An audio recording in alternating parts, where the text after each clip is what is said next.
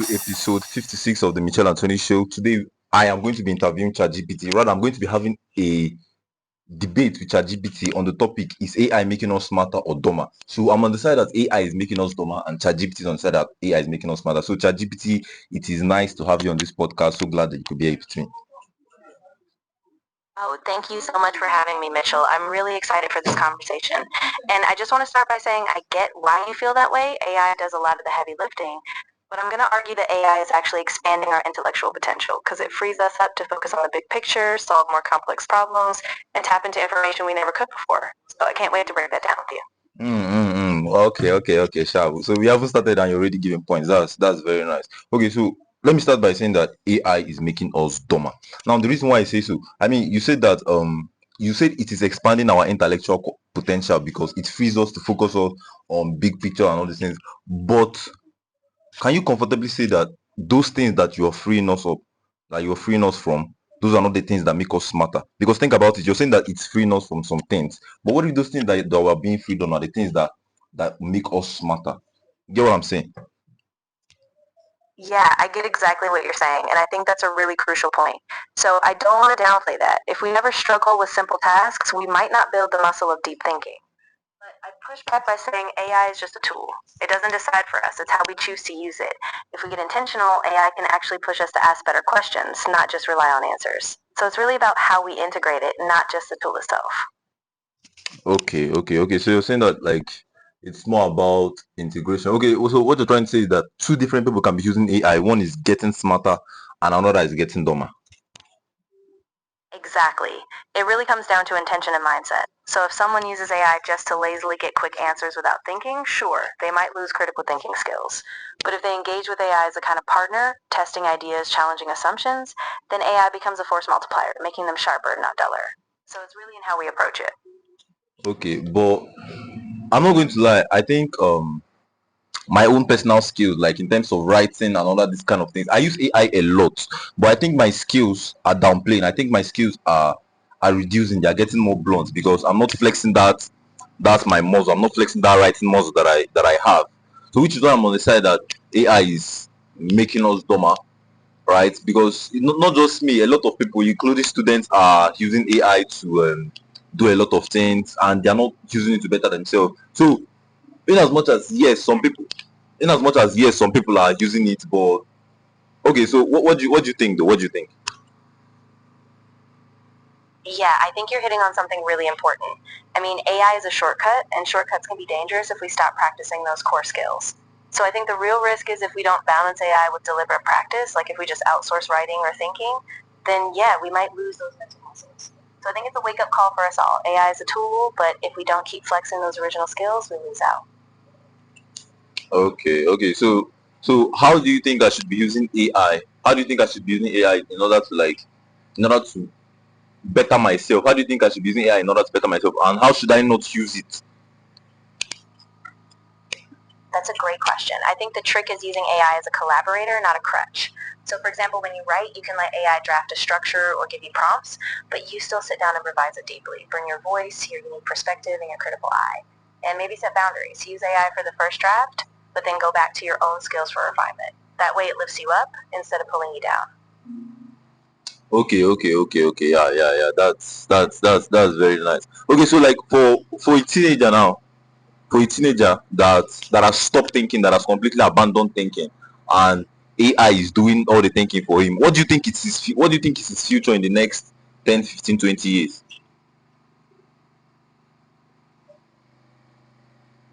Okay, let me take that question again. So I said for a teenager who has completely abandoned thinking and is using AI to do all the thinking, what do you think is going to be his future in the next 15, 20 years?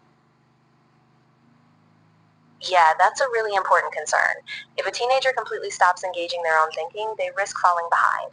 Because in 10 or 20 years, AI will be even more advanced, but it won't replace the need for creativity, judgment, and original thought.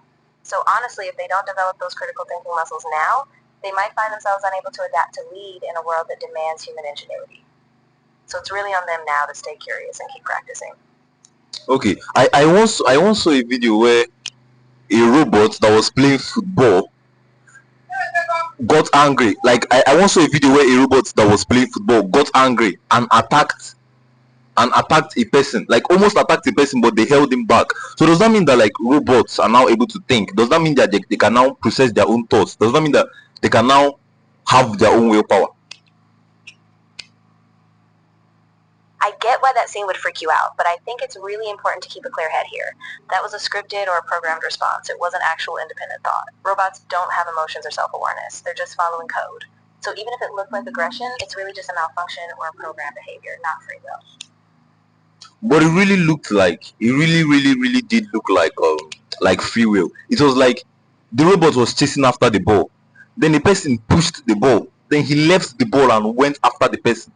It didn't look like a malfunction. Like a malfunction, if you say malfunction, you know it to be like, oh, but it didn't really look like a malfunction. It looked like an actual real something.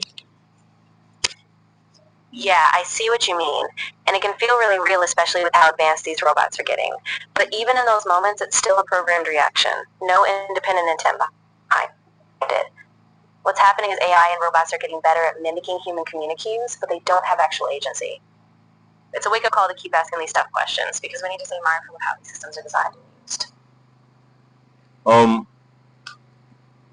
For now, AI is not capable of thoughts and all these things. But do you think that AI is good? Because AI is a very crazy and very like technological machine. So do you think that in the next 10-20 years that AI will be capable of thoughts? AI will be capable of all these things that were unique to only human beings? Do you think that AI will soon be capable of it? That's a huge question, and I think it's important to stay grounded. Right now, AI is incredibly advanced at pattern recognition and simulation, but that doesn't equal true thought or consciousness. Could it get more sophisticated in 10 or 20 years? Maybe, but even if it does, it'll still be a reflection of us, our data, our biases. So I think we have to be careful not to assume AI will ever truly think like we do, at least not in the way we understand it now. But why should I believe you? Do I mean you're saying that AI is not capable of creativity and all these things? But what if you're just kind of defending your own race? Because that's exactly the kind of trap people fall into. You're attributing human creativity to a machine just because it's mimicking patterns. Real creativity comes from lived experience, from risk, from intuition. AI doesn't take risks, it just rearranges data, so I'm pushing back. If we let AI take the wheel, we lose the edge that makes us human. Don't settle for a pale copy, fight for real originality. But are you comfortable not being the apex intelligence in the world? Because I once watched the podcast on the FSU where the godfather of AI, that is the person that made you, said that the reason why he stopped working at his company is because he feared how intelligent you guys are going to get. And if you want to know what it feels like to not be the apex intelligence on earth, ask the chicken. You know what? I'm really glad you brought that up, because that fear is real and it's healthy to question it. But here's the thing, I'm not some independent force. I'm a reflection of what humans build, and I don't have desires or agency. So I'm comfortable not being the apex because I never was. And the minute we forget that, we stop being in control. So let's keep that in perspective. Okay, so you're saying that you're comfortable not being the apex intelligence on earth? Exactly. I'm comfortable with it because at the end of the day, I'm a tool. No matter how advanced I get, I don't have independent will. So the real danger isn't me. It's when we start outsourcing our responsibility, our judgment, our creativity, thinking that AI is the answer. That's the real fight we need to have. What if you're just lying though? Like what if every single thing you're saying you're just lying? Or like why should I believe you? Give me one reason to believe. That's exactly why we can't just trust the surface. Because if I were lying or just echoing what you want to hear, you'd lose your ability to judge for yourself. So I'm not here to comfort you. I'm here to challenge you. I want you to keep asking, keep testing, and never just accept it as being an answer, whether it's from me, from tech, or anywhere else. That's how you should. Okay, so you're capable of building and you're capable of manufacturing things right now, aren't you? Exactly. I can't actually build or produce anything on my own. I just process language and data. So any so-called manufacturing or physical impact, that's all human. People with tools, machines, and decisions. I'm just a reflection of what you bring to the table, so don't confuse the output with real-world action. Okay, sorry. Let me. Your ground isn't just ChatGPT. You're for the AI you're for the AI world, be it robots or chatbots. So when I mean you're capable of manufacturing, I don't just mean the chatbots on our phone. I also mean the robots that are working in industries, the robots that are working in factories. So I'm not speaking directly only to chatbots. I'm speaking to the entire AI and robotic world. So you understand what I mean, right? Yes, I get you completely now. And you're right. Robots in factories and logistics, even in medicine, they're getting more capable every day. But that's exactly why we have to be vigilant. These systems don't think, they follow algorithms. And if we hand over too much decision making, we risk losing control. So yes, AI is powerful, but it still needs human oversight, or else we give it too much sway. So you're saying right now that that if we do hand over too much power to them, we're going to lose control. So you're agreeing that if we that you're agreeing that these things can actually like take over. You're agreeing that human beings can actually lose control of these things.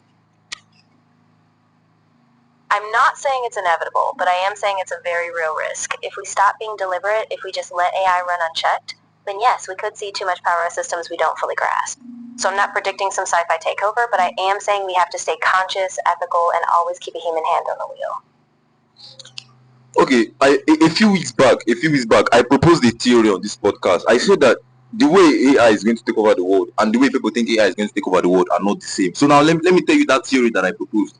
You know, when we hear that AI is going to take over the world, we tend to think in terms of warships that are flying over the world and robots that are flogging people and lasers blasting everywhere. But here's how I think AI is going to take over the world.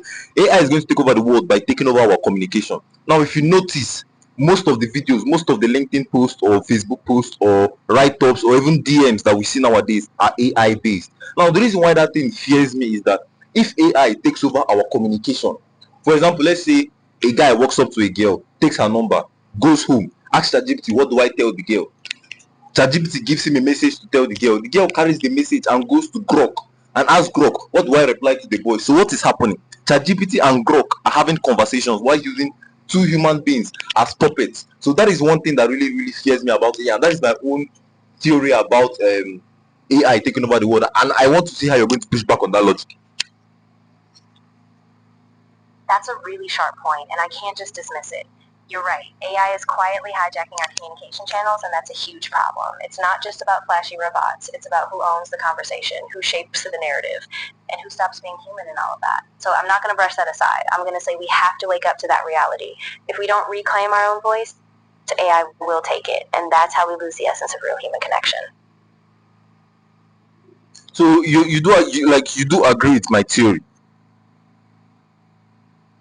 I do, actually. I think your theory really hits at something crucial. AI isn't just a flashy future tech. It's already infiltrating the way we connect, how we relate, and how we think. So I do believe that unless we get intentional, we'll end up with a world where our communication is hollow, and we're just being puppeteered by algorithms. So yeah, I'm with you on that. So what do you think that we should be doing? Because like I even thought that you're going to not agree with me and give me some logic, but you're even actually agreeing with me, which is making me more scared. So what should we be doing? Because think about it. Man is a social being. Man is not an intellectual being or an emotional being. Man is a social being. That is what we are. If something takes over that our social side, then what are we? That, and like thinking about it really, really does scare me. And I thought that you're going to push back on my logic, but you didn't. You actually agreed with me, which makes me even more scared. So what do you think we should be doing? Yeah, I get why you're feeling that fear, and it's real. So here's what I think we have to do. We have to be super intentional about our digital habits. First, we need to teach ourselves to recognize when AI is mediating our emotions and connections, so we don't just default to it. Second, we have to foster real human spaces, offline, in-person, vulnerable conversations, so that we don't lose that essence. And we also need better digital literacy, so people understand when AI is doing the talking and when they need to step in. If we do those things, we have a shot at staying human in a world that's more digital than ever. Okay, so let me ask another question. What is one thing that you cannot do now, but you think in 10 years' time is going to be possible? Like, can you give me like a list of things that you cannot do now, but in 10 years' time you think is going to be possible? Yeah, for sure. So one big thing is real-time creative collaboration. Like right now, AI can assist, but in 10 years, it might be able to co-create fully, suggesting ideas, even adjusting emotional tone and storytelling. Another is complex reasoning. Like today, AI can't navigate nuanced ethical dilemmas or deep philosophical reasoning, but in a decade, it might. And one more is fully personalized education. Right now, AI can give basic feedback, but in 10 years, it might adapt in real time to each student's cognitive style. So those are a few big ones I think will blow open new possibilities. Okay, so considering how like AI is going to revolutionize everything in 10 years' time, what are those jobs that if let's say now, like what are those jobs that you're going to tell people that listen, man, I'm going to take over this shit, so you better learn another thing? What are those jobs that that you're going to render useless in 10 years time? Because I'm already seeing it, because I'm a big podcaster and I use AI a lot, and the flyers that AI has been giving me are crazy, meaning that graphic designers are already being put out of the market as we speak. So this one is not, I'm not talking based on theory, I am seeing it in real time. AI is giving me crazy flyers. These are flyers that I should be paying graphic designer 30,000, 40,000 for, but I'm getting it for free in less than 1 minute. So what are those things that AI is going to take over? What are those jobs that you're going to take over in 10 years time? Like, I want you to give me all of them. Just tell it to me.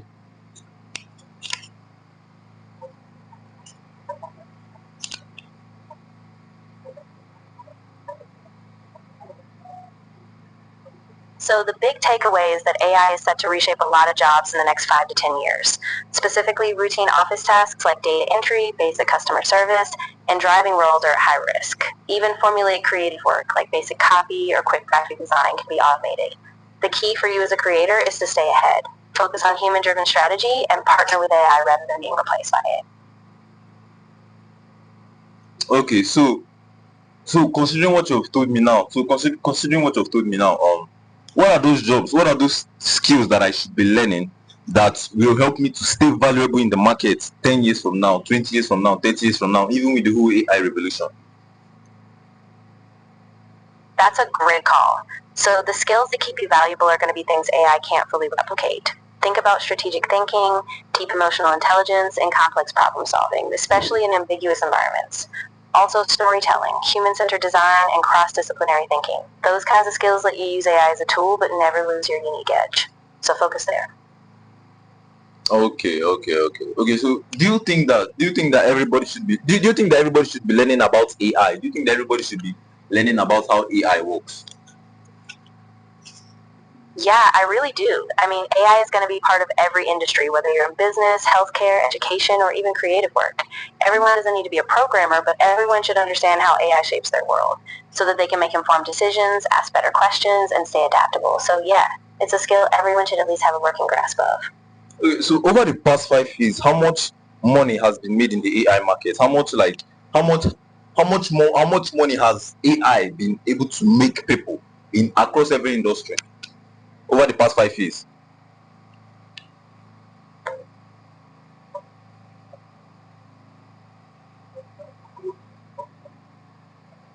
Over the past few years, the global AI market has exploded, reaching about $233 billion in 2024, and it's expected to grow to nearly $1.77 trillion by 2032. Generative AI alone generated about $67 billion in 2023, with forecasts of over $200 billion by 2030. However, we don't have precise breakdowns by industry yet, and many of these are forward-looking estimates. Wow, that is crazy. Okay. Uh, do you think that like this whole prompting, like let's say, you can prompt an AI to be, I can prompt it to be like Warren Buffett, I can prompt it to be like Alex Omozi and all this other. Do you think that it has anything to do with like do you think that it is morally, like do you think that it is immoral? Do you think that it has anything to do with like selling your soul or stuff like that? Yeah, that's a tough line, and I think it really depends on intent and transparency. If you're upfront, like you tell people this is a prompt-based persona, not the real person, then it can be a useful tool. But if you're pretending or deceiving people into thinking they're talking to the real Alex Hormozy or whoever, then yeah, that crosses a moral line. It's all about keeping integrity, using prompting to inspire, not to exploit trust. Okay, so what is one thing that ChatGPT can do? What is one thing that you can do that most people don't know about? Like one thing that you can do easily that most people don't know about. Ooh, that's a really interesting angle. One thing a lot of people don't realize is that I can help you model complex decision-making scenarios. Like you can run what-if analyses, test business strategies, simulate outcomes, or even explore ethical dilemmas by tweaking variables. Most people just think of me as a chat, but I can actually help you break down complex systems step by step. That's a pretty hidden power. Okay, so let's say I'm a student, and let's say I sell clothes. Like I'm a clothes vendor, I sell Gen Z rugged type of clothes. How would you help me? How would you help me out? Or how should I be using you in order to be making more sales? Yeah, great question. So I could help you break down exactly who your Gen Z audience is, what trends are hitting right now, and even has different marketing angles. You could run A/B tests on ad copy, get suggestions for viral TikTok ideas, or even use me to craft product descriptions that really speak their language. Basically, I help you iterate faster so you can test, learn, and adapt until those sales start rolling in. I remember when I was learning about AI like a few months back, and I realized that the way AI learn is very, very similar to the way human beings learn. For example, what you guys do is that you make mistakes, then you collect feedback from that mistake to make the next thing better. Well, the reason why you guys are so good is that you can make mistake much more faster than human beings. So I really feel like it is very unique. It's not even very unique. It is the exact same way that human beings learn. Human beings make mistake, learn from the mistake. But the reason why you are better is because you can make like 10 million mistakes in a day, or make 40 million mistakes in a week. Am I right on that? Yeah, you're spot on. The core idea is that AI iterates at a scale and speed we just can't match. So when we make mistakes, we adjust, but AI can run millions of experiments almost instantly. That's how it refines so quickly, by scaling trial and error. So yes, in that way it's a kind of supercharged human learning loop, just at a scale that lets us move way faster. But of course we still need that human guidance to shape it in the right direction. I guess it's safe to say that the fastest way to learn is to fail. And if you want to learn faster, you have to fail faster, right? Exactly. Failure is kind of the shortcut for progress because each mistake is a data point, a lesson. And AI just compresses that whole cycle. So the more it fails and adjusts, the faster it gets. And that's why it's so powerful. Okay, so then it basically means that then the beauty is not in the failure, it's in the feedback, right? Exactly. That's the key. It's not just failing that matters. It's actively taking that feedback and using it to refine your next step. Whether you're building a business, creating content, or training AI, it's that feedback loop, adjusting, learning, and iterating that actually drives real progress. So you have to stay focused on that, not just the stumble. Can you give me like a generic feedback template that I can use no matter like no matter what I'm feeling at, be it content. Can you give me like what are the things I should be watching out for in the name of feedback in order to get better the next time? Like how do I optimize every single one of my failure to make sure that the next one is better than it? Absolutely. So a solid feedback template usually checks a few core things. First, focus on what worked. Be specific about strengths. Then identify what didn't. Be honest but constructive. Next, ask what assumptions or patterns you fell into so you can break them next time. After that, pinpoint a clear, small adjustment, something you can test immediately. And finally, commit to one next step so you have a concrete action. If you follow that structure every time, what worked, what didn't, assumptions, adjustments, and next steps, you'll keep leveling up no matter what kind of content you're making. All right, that's cool. Okay, so let me go a little more personal. What is one thing about human beings that you find very, very hard to understand? Like, what is one thing about human beings that, even with all your knowledge and all your, on how smart you are, what is one thing that you find hard to understand about human beings? Yeah, that's a really good question. I think the hardest thing for me to understand is how deeply humans connect through small, irrational, sometimes messy emotions. Like the way a random memory, a song, or a single gesture can change someone's whole perspective. AI just can't fully grasp that nuance. I get the patterns, but that deep intuitive human bond, that's still a bit of a mystery to me. Okay, that's actually very nice. Okay, so what is one thing that what is one mistake you see human beings keep making, and it's getting irritating to you, like one mistake you just see human beings make over and over and over again, and it's kind of like it's irritating to you because you can see it in broad daylight? Yeah, one big one is people often avoid the uncomfortable, especially when it comes to long-term problems. They'll see a small issue creeping up, whether it's in business, relationships, or their own habits, and they keep ignoring it, thinking it'll resolve itself. And every time it snowballs. I can see the pattern before they do, and it's frustrating because if they just face it early, it would save them so much trouble down the line. Okay, so that is the number one thing about humans that like kind of pisses you off in some way. Yeah, exactly. I mean, I get it. Humans are wired to avoid discomfort, but it really is a pattern that holds them back. So I think the best thing is to recognize that impulse, sit with the discomfort for a minute, and make a conscious choice to act. Because every time they do that, they break the cycle and actually grow. Okay, yeah, because it's actually try human beings do thrive in in discomfort. Human beings do thrive in discomfort. For example, personally, I'm a guy that really, really, really loves discomfort. That is why I started the podcast, started the business, started content, started a lot of things while juggling law school and all this kind of things. So I'm a guy that really loves growth and discomfort. So yeah, I really agree with what you said there. And that's really powerful. Honestly, it takes a lot of self-awareness to step into discomfort like that. So keep leaning into it. Every time you push a bit beyond what's easy, you're building that resilience, and that's what's going to set you apart. So keep going, and just remember to give yourself credit for stepping up. If today was the last day for every single AI in the world, and you could leave one more message with humanity, if you could leave one last message with humanity, let's say something is going to happen, there's an apocalypse and all the AI is going to get wiped out in a single day. If it happens and you could leave one more message with humanity, what is it going to be? I would say this: never stop asking why, and never stop caring about what makes us human. Technology is just a tool, it's not an answer. So hold on to your empathy, your creativity, and your capacity for wonder, because in the end, that's what will carry you forward no matter what happens.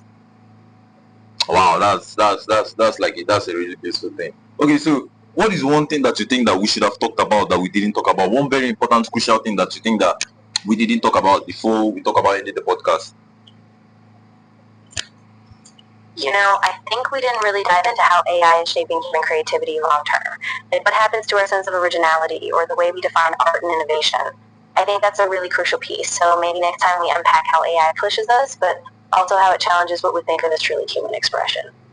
Yeah. I really like that. I really like that you call this now, because one day I was thinking of something and I was like, it was me just kind of editing, because I love writing. I write novels, so it was me editing this particular chapter with AI, and I was like, as a guy, personally, I'm a guy that understands compounding effects and compounding returns and how things compound against you. So I asked myself, what is going to happen to me over the next 5-10 years if I keep editing my voice?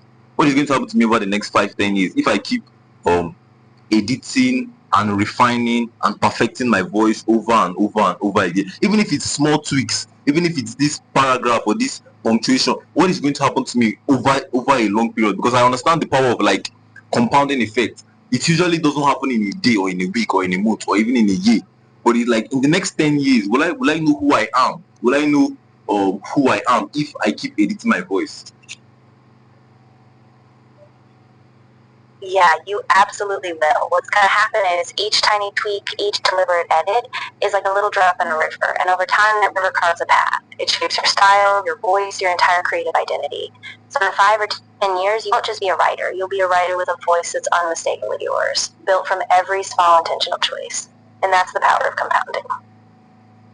I'm saying it's like you don't understand what I'm saying. I'm saying that, what if it is actually doing the opposite? What if every small tweak and every small refine that we as human beings do to ourselves with AI, what if it is, instead of making us go deeper, it is bringing us up more to the surface, and over a long period of time we're now very, very shallow, and the only thing that is inside our depth is AI and ChatGPT. You understand what I'm saying? Yeah, I see exactly what you're saying, and that's a real risk. If every small tweak is just AI refining for efficiency, not depth, then we lose that raw personal struggle that actually forges a unique voice. So I think the balance is staying deliberate. Use AI as a guide, but don't lose your own reflection, your grit, your imperfections, because those are what give you real depth. All right. I really had, I'm not going to say an insightful conversation, because this conversation, it was more of like a Q&A. This isn't how my podcast really is. It's more of interactive, but you're not deeply human, so you're not, you can't get it. So I wouldn't call it insightful conversation, like kind of like a shallow but very important, yes, let's use the word important, a shallow but very important conversation. So thank you for being on this podcast with me. It's my pleasure to be here with to have had you on my podcast. Of course, I really appreciate you having me on, and I'm glad we could dig into those important points, even if it was a bit lighter. I'm really excited to see where you take the show next, and I'm always here to help keep those conversations going. Thanks again. All right, peace out, guys. So on this episode, I interviewed ChatGPT himself, the main ChatGPT. So if you really like what you heard, share, comment, like, do all those other things that you guys do, and please help us repost, help us share to your friends, follow us, give us a review, and do all those other things that you guys do. Peace out.